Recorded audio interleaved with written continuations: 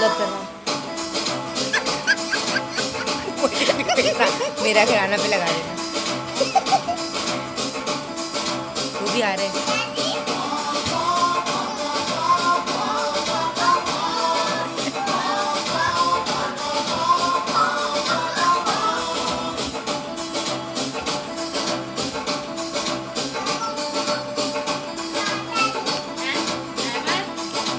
Mohammad Ahmad